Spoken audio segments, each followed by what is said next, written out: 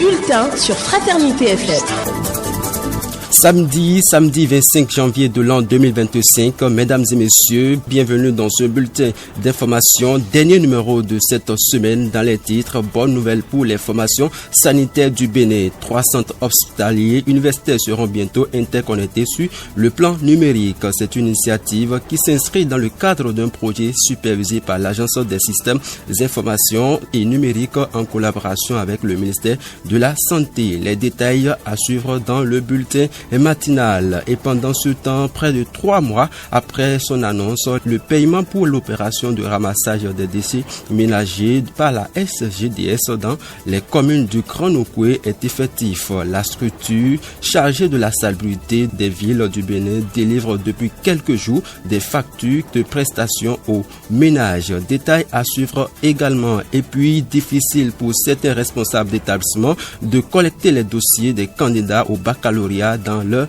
établissements. Ils sont confrontés à plusieurs difficultés, entre autres des erreurs remarquables sur certaines pièces. C'est le cas du collège d'enseignement général de Titiro à Parakou. Eloge Magloire à Guidissou, censeur du dit collège, nous en dira davantage sur la situation. Bien d'autres nouvelles seront au rendez-vous, en l'occurrence la revue de presse hebdomadaire de Epiphane Chabi. Mesdames et messieurs, bonjour, voilà le sommet, le développement juste après cette virgule. Radio Fraternité 96.5. Fraternité FM.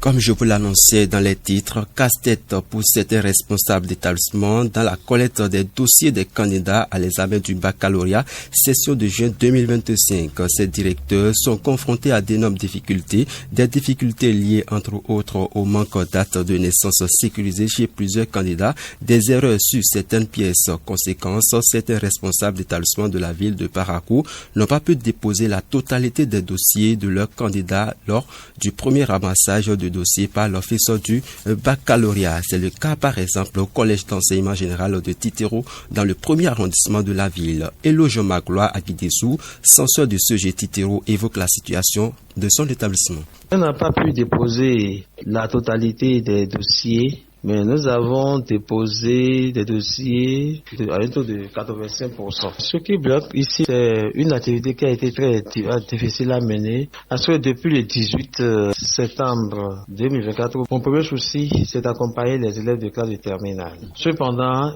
il y en a encore dans l'établissement, surtout ces problèmes d'erreur sur les données personnelles.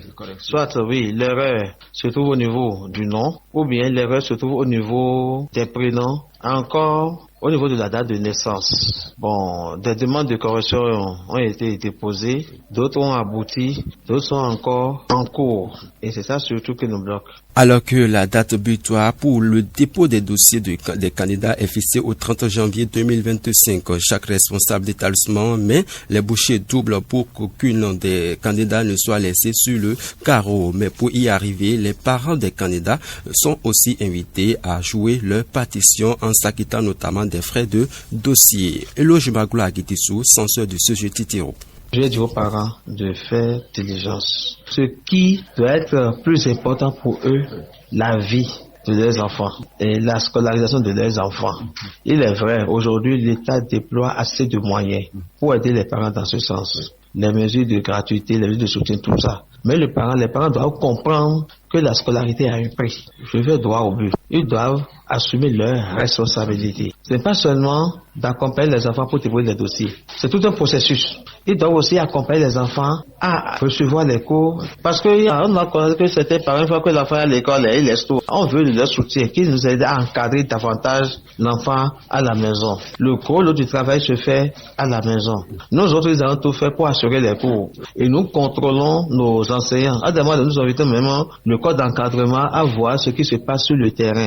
Mais il faut qu'à leur chose aussi, qu'ils accordent le minimum nécessaire pour que les enfants puissent étudier. Autre volet de l'actualité, des jeunes incapables de parler couramment leur langue maternelle, le constat partant aujourd'hui dans notre société. La langue maternelle qui constitue un facteur essentiel dans l'inclusion, dans l'intégration et dans l'apprentissage des enfants est reléguée au second rang. Certains parents vont jusqu'à interdire à leurs enfants de s'exprimer dans leur langue maternelle et préfèrent des langues étrangères. Invité à se prononcer sur la question socio-linguiste, Julien Achadé évoque d'abord l'importance l'importance de la langue maternelle et ses avantages pour un enfant.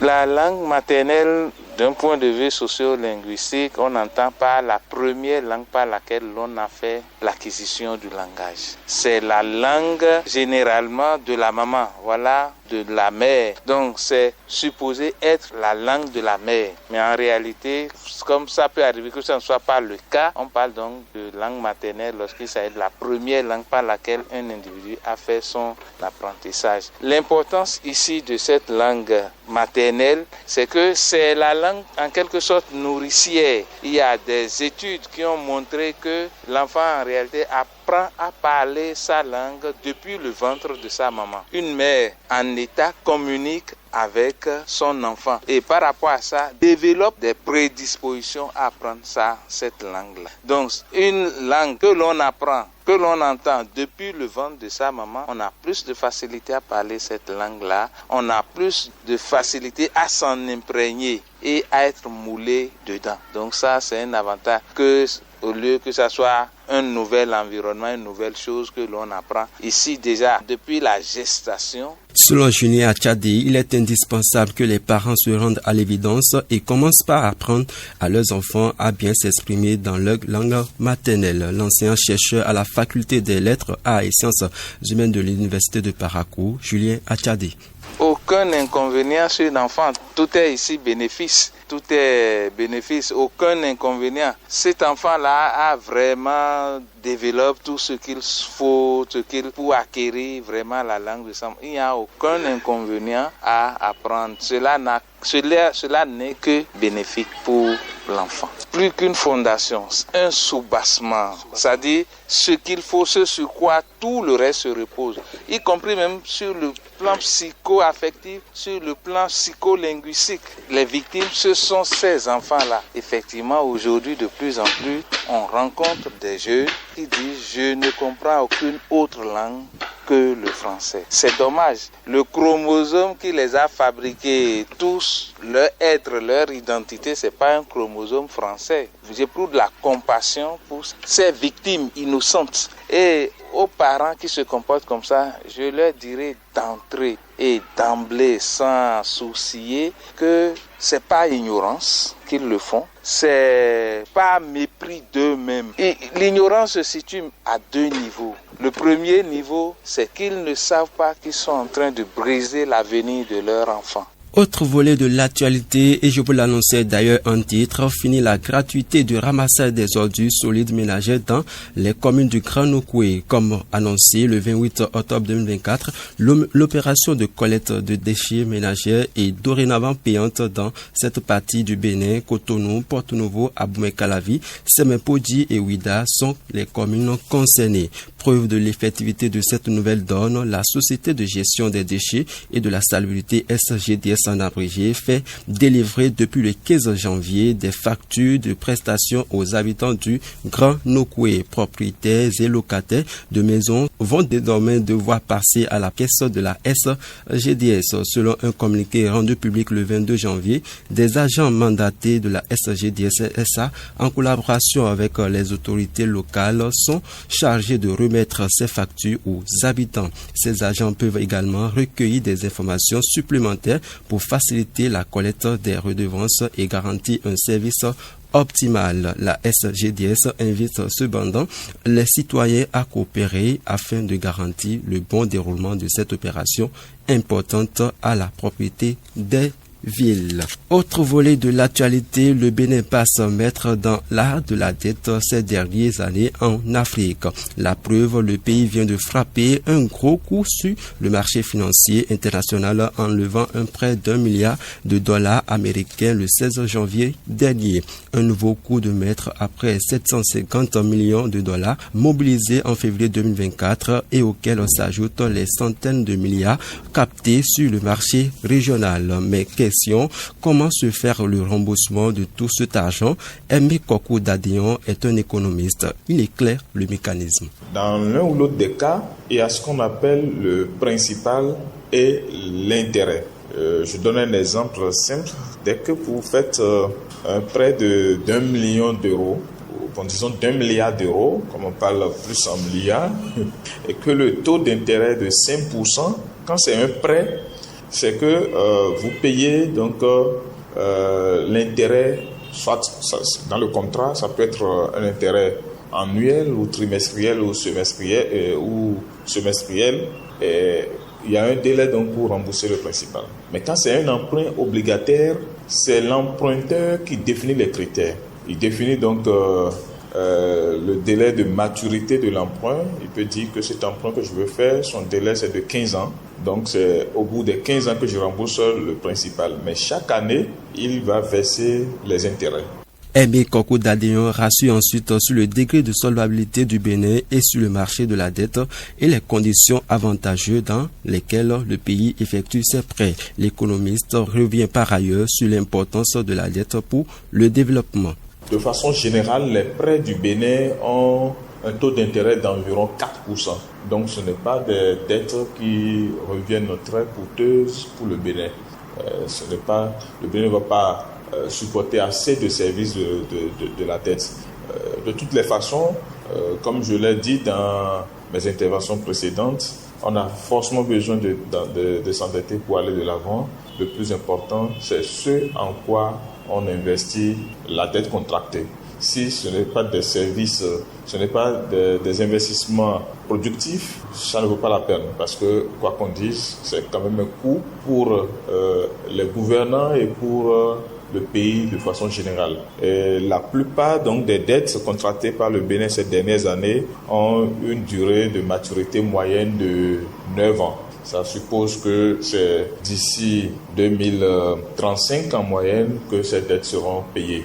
Plusieurs centres hospitaliers universitaires bientôt interconnectés sur le plan numérique. Il s'agit du centre hospitalier universitaire départemental du Borgou et de la Liborie, le CHUD de Louémé et du Plateau, le centre national hospitalier Hubert Koutoukou-Maga de Cotonou. L'initiative s'inscrit dans le cadre d'un projet supervisé par l'Agence des systèmes d'information et du numérique en collaboration avec le ministère de la Santé. Un projet qui cadre avec les objectifs du plan national de développement sanitaire 2018-2022 et de la politique nationale de santé 2018-2030.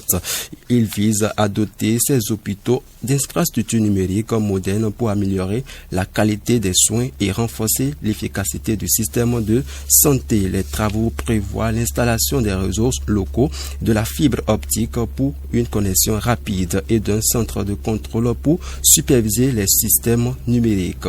Des outils comme les télémédecines et les visioconférences. Des douleurs après une fracture, certains patients se plaignent de la résurgence de douleurs articulaires ou osseuses. Ces douleurs sont plus ressenties en période de fraîcheur selon les spécialistes. Plusieurs raisons expliquent cet état de choses selon les spécialistes, que ce soit pour le cas d'une fracture osseuse ou au niveau des articulations. Les changements de pression atmosphérique et température peuvent effectuer les tissus autour des articulations provoquant une augmentation de la sensation de douleur, selon le médecin généraliste Alassane Akbaki. Lorsqu'il y a une fracture osseuse, il y a tout un processus pour arriver à la consolidation osseuse. Maintenant, lorsque l'os se consolide, il y a un temps pour que la partie où il y a eu la fracture puisse revenir à la normale. Donc, il y a un remodelage.